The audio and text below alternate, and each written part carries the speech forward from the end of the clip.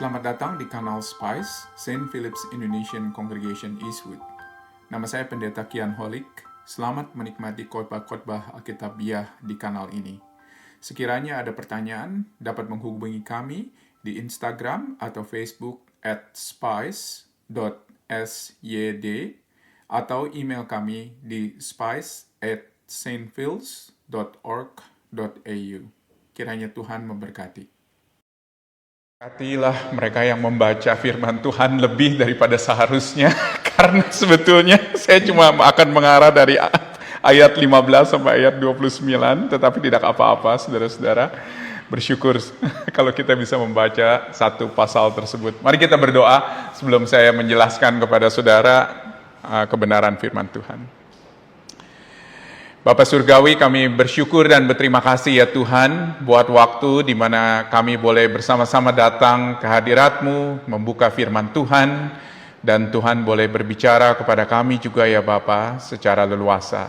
Terima kasih buat firman yang boleh kami baca, dan biarlah kiranya Engkau boleh ada di tengah-tengah kami, berbicara kepada kami, dan kami pun ya Tuhan boleh merespon dengan sesuai apa yang Tuhan inginkan. Tuhan tolong berkati dan berkati juga waktu kami pada saat ini ya Tuhan. Di dalam nama Tuhan Yesus, firman yang hidup itu kami bersyukur dan berdoa. Amin.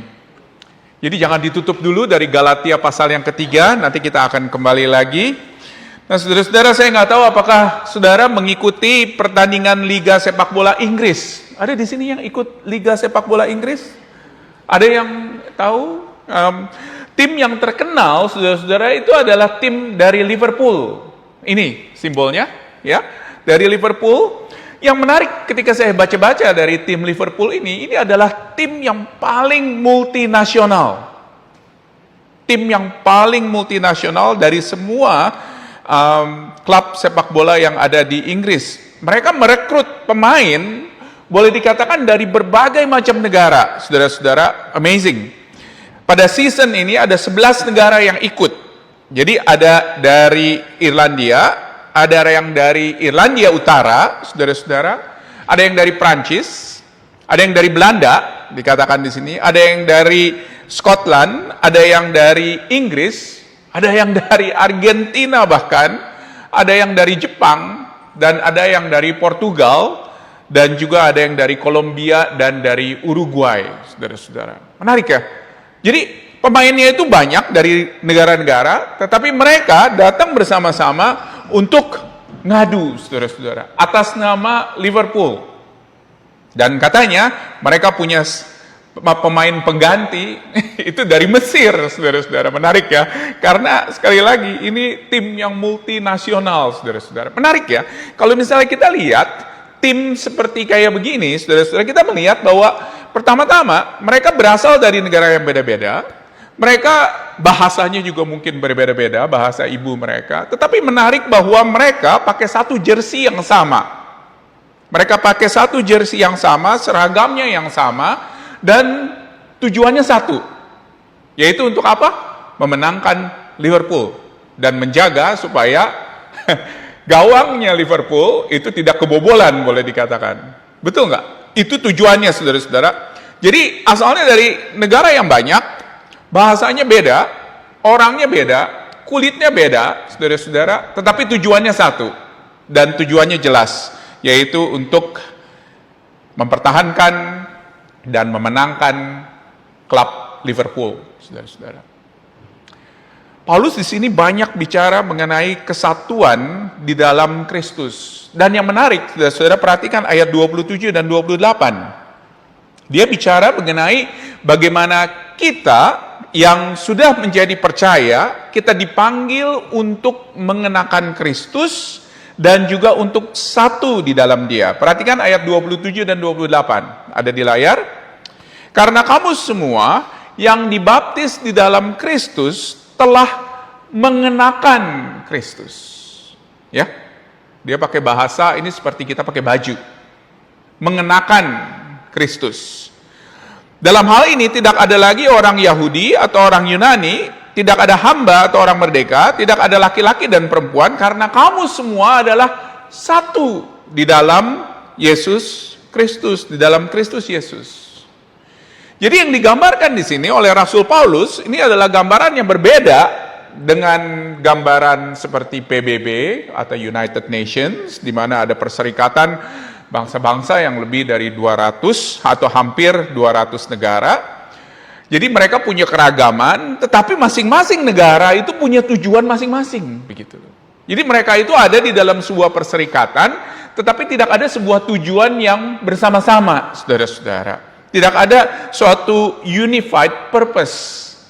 Tujuannya tetap berbeda-beda karena anggotanya berbeda-beda. Nah, kenapa Paulus bicara seperti ini? Kalau saudara-saudara lihat ya, di dalam kitab Galatia, dia banyak bicara mengenai dua kelompok. Dia bicara mengenai dua kelompok. Di Galatia kita melihat ada problem di dalam gereja-gereja di Galatia. Karena ketika dia menulis kitab Galatia, ini bukan hanya untuk satu gereja, tetapi untuk beberapa gereja yang ada di daerah Galatia, saudara-saudara. Dan minggu lalu kita melihat bagaimana masalah yang terjadi ketika Paulus mencoba untuk menyatukan dua keluarga yang berbeda di dalam Kristus. Yang satu, saudara-saudara, adalah orang-orang yang berasal dari keturunan Yahudi, yang disebut dalam bahasa Inggris sebagai Judaizer, begitu ya. Orang-orang yang berasal dari keturunan Yahudi, yang boleh dikatakan bangga atas keturunannya, karena dia adalah keturunan dari Abraham, saudara-saudara. Mereka bangga akan tradisinya, mereka bangga akan agamanya, yang bangga juga atas nenek moyang mereka.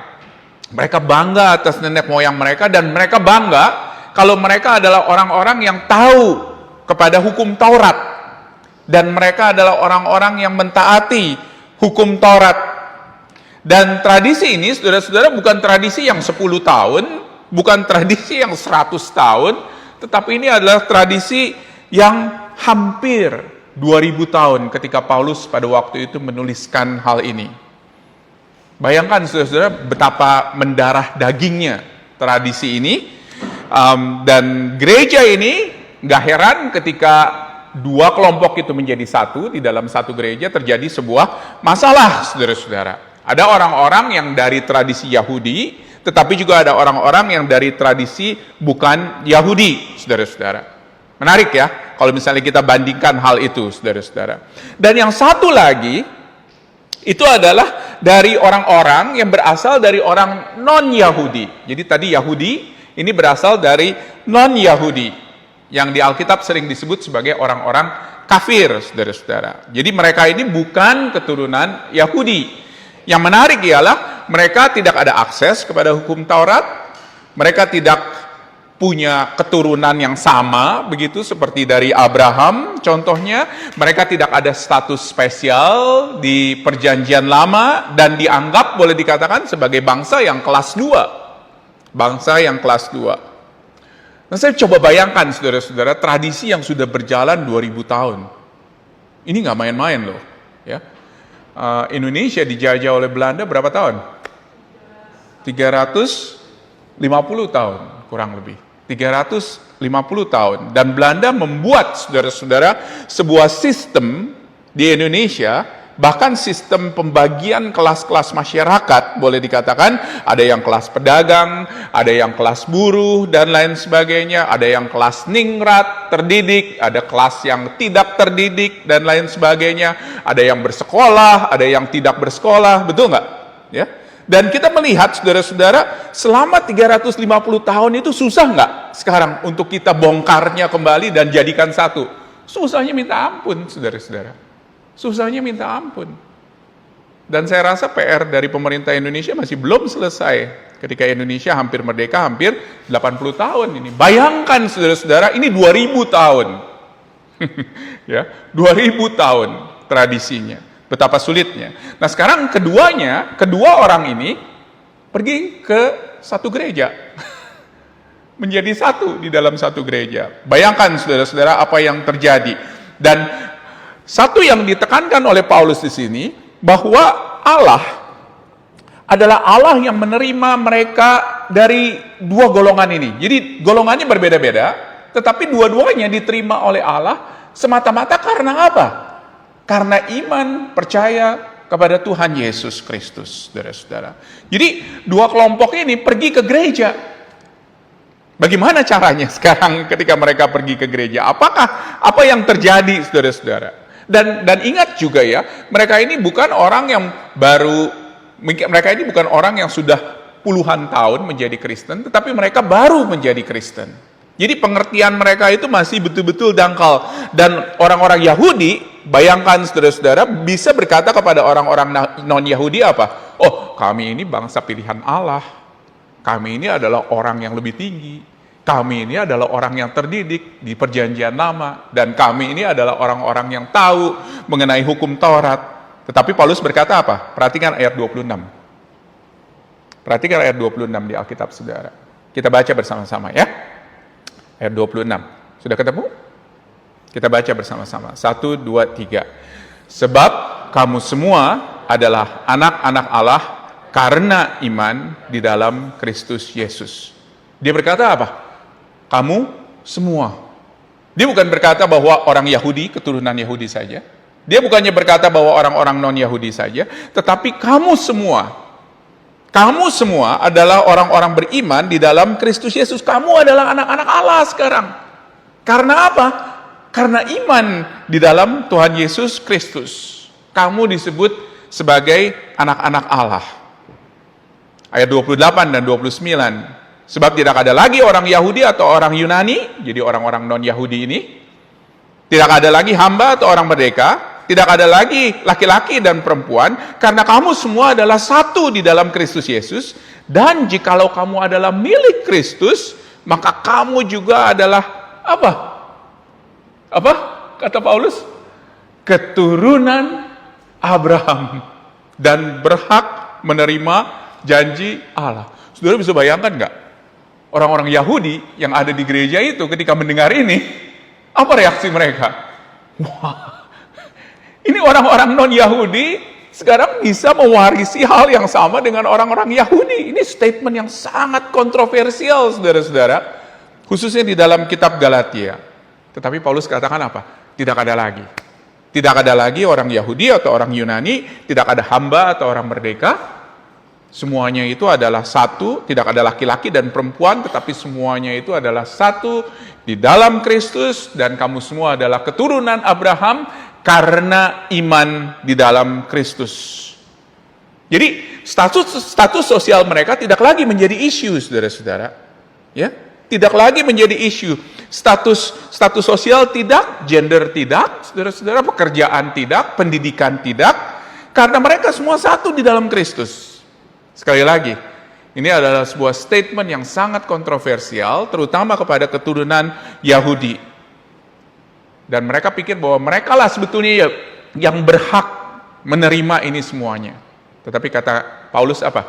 Mereka semuanya berhak menerima hanya karena iman di dalam Tuhan Yesus Kristus. Dan bahwa mereka adalah keturunan Abraham dan berhak menerima janji Allah.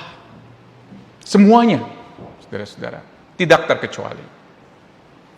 Ada seorang yang bernama Howard Hughes di sini.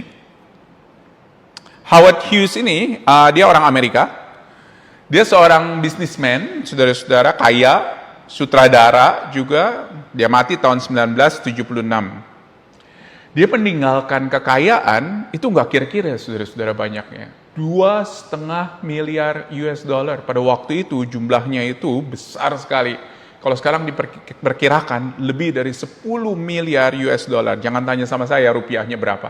Kaliin sendiri, saudara-saudara.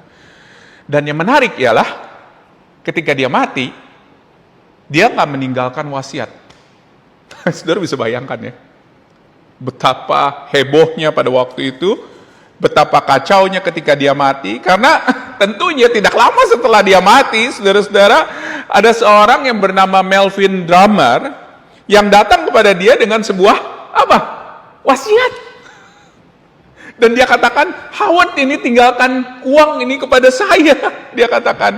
Dan dia mau mengklaim, saudara-saudara, nggak semuanya, tetapi tetap besar, begitu loh, 156 juta US dollar. Karena apa? Karena dia semata-mata pernah kerja di tempat pengisian bensin yang dimiliki oleh Howard Hughes. Dan kemudian bukan hanya orang ini aja saudara-saudara yang mencoba merebut kekayaannya, tetapi juga keluarganya, koleganya. Sidang pengadilan pada akhirnya saudara-saudara memutuskan setelah berapa tahun? 34 tahun. Pada akhirnya baru selesai sidang pengadilannya saudara-saudara. Dan semua pihak minta bagian. Semua orang minta bagian saudara-saudara. Karena semata-mata dia adalah orang kaya yang gak meninggalkan warisan. Bayangkan saudara-saudara, itu cuma 10 miliar US dollar. Bayangkan, kalau misalnya warisan itu adalah warisan tanah, keturunan, kebanggaan, dan juga kekuatan saudara-saudara. Dari orang-orang Israel, orang-orang Yahudi ini. Gak heran sampai sekarang saudara-saudara, tanah di Palestina itu diperebutkan oleh betapa banyak orang. Karena apa? Karena posisi yang strategis dan juga saudara-saudara karena berpikir bahwa di daerah tersebut adalah daerah yang kaya, saudara-saudara. Jadi sekali lagi kita kembali kepada apa yang Paulus katakan. Paulus katakan apa? Bahwa kamu semua, dia katakan di ayat yang tadi kita baca, di ayatnya yang ke-28 dan 29, jikalau kamu adalah milik Kristus, ayat 29 dikatakan, maka kamu juga adalah keturunan Abraham dan berhak menerima janji Allah. Nah pertanyaannya itu ialah, kenapa Allah tidak bicara dari dulu? Kalau misalnya itu yang memang harusnya terjadi, betul nggak? Kalau Allah bicara dari dulu, tentunya nggak akan ada masalah dengan orang-orang Israel ini kan, orang-orang Yahudi ini kan, betul nggak? Tetapi Paulus katakan apa? Kata Paulus, sebetulnya Allah itu udah bicara dari dulu. Ada 3 alasan yang dia pakai, saudara-saudara. Yang pertama, ketika Allah menjanjikan kepada Abraham, saudara-saudara, perhatikan dari Kejadian 12, saudara-saudara bisa baca ayat-ayatnya, ayat 1 hingga ayatnya yang ketiga, dikatakan di sini ialah bahwa melalui keturunanmu, dan mu di sini, saudara-saudara, di dalam kitab Kejadian, itu bukan mu yang singular. Bukan mu yang plural, tetapi mu yang singular. Maksudnya apa? Maksudnya ialah ketika Abraham mengarah kepada janji ini, dia mengarah kepada Yesus Kristus, bukan kepada orang-orang Israel secara kelompok atau secara bangsa. Perhatikan di pasal 3 ayat 16, di Galatia pasal 3 ayat 16. Ini mengacu kepada orang Yahudi yang jumlahnya banyak. Jadi ketika Allah memberikan janji kepada Abraham, kata Paulus apa? Allah sebetulnya memberikan janji itu secara khusus pada waktu itu di Kejadian 12 itu kepada satu keturunan, yaitu Yesus Kristus. Dan melalui Yesus Kristuslah yang adalah orang Yahudi, maka semua orang akan diberikan berkat, saudara-saudara. Nah, apakah ini bertentangan dengan hukum Taurat yang kedua? Tentunya tidak sama sekali. Paulus katakan di pasal 3 ayat 17, perhatikan. Janji yang sebelumnya telah disahkan Allah tidak dapat dibatalkan oleh hukum Taurat yang baru terbit 430 tahun kemudian. Jadi ada jarak janji ya, antara janji Allah dan pemberian hukum di Gunung Sinai. Sehingga janji itu akan seolah-olah hilang kekuatannya. Tetapi apa? Di ayat 18, sebab jikalau apa yang ditentukan oleh Allah berasal dari hukum Taurat, ia tidak berasal dari janji. Tetapi justru oleh janjilah Allah menganugerahkan kasih karunia-Nya kepada Abraham. Ayat 21. Kalau demikian, bertentangkankah hukum Taurat dengan janji-janji Allah? Tidak sama sekali. Jadi Paulus ingin mengatakan apa? Bahwa janji Allah dengan hukum Taurat itu sama sekali tidak bertentangan. Ingat 2 minggu yang lalu, Paulus dia adalah seorang pentaat hukum Taurat, dia pencinta, dia seorang yang paling taat di antara semua orang Yahudi. Dan dia setianya kepada hukum Taurat membuat dia tidak mengenal siapa yang memberikan hukum Taurat itu. Bahaya, saudara-saudara. Ketika kamu taat kepada peraturan, tetapi kamu tidak tahu siapa yang memberikan peraturan itu, dan kenapa dia memberikan peraturan itu bahaya sekali. Oleh karena itu, Paulus pada waktu itu berani untuk menangkap orang-orang Kristen, pengikut Kristus, dan memenjarakan mereka, dan bahkan ada beberapa yang mati, boleh dikatakan, karena ditangkap dan dibawa dan disesah boleh dikatakan oleh orang-orang Yahudi. Karena apa? Karena semata-mata buat Paulus itu adalah ketaatan kepada hukum Taurat. Dan dia lupa, saudara-saudara, kalau misalnya sebetulnya Allah yang memberikan hukum Taurat itu adalah Allah yang harusnya ditaati di antara semua aturan-aturan itu. Dan menarik bahwa dia tidak tahu lagi siapa Allah semata-mata karena dia taat kepada peraturan. Di sisi yang lain, bagi kita yang non-Yahudi, kita semua harus bersyukur kalau kita diselamatkan dan kita diadopsi menjadi bagian daripada keluarga Allah, itu semata-mata hanya karena iman kepada Kristus. Saya tanya di sini, ini ada orang Yahudi nggak di sini? Nggak ada ya orang Yahudi ya, saya rasa nggak ada sama sekali. Kita adalah orang-orang yang harus bersyukur, saudara-saudara, karena kita boleh datang kepada Allah yang diklaim oleh orang Yahudi sebagai Allah mereka, dan kita bisa memanggil dia sebagai Bapa. Itu adalah sebuah privilege yang luar biasa, keistimewaan yang luar biasa, dan kita harus syukuri hal tersebut. Lalu kenapa kalau gitu hukum Taurat diberikan kepada orang Israel terlebih dahulu supaya penggenapan itu dapat terjadi di dalam Yesus Kristus. Ingat, Yesus Kristus adalah orang Yahudi. Jadi hukum Taurat itu diberikan kepada bangsa Israel supaya bangsa Israel sadar bahwa melalui keturunan mereka lah, yaitu Yesus Kristus, maka janji itu akan digenapi.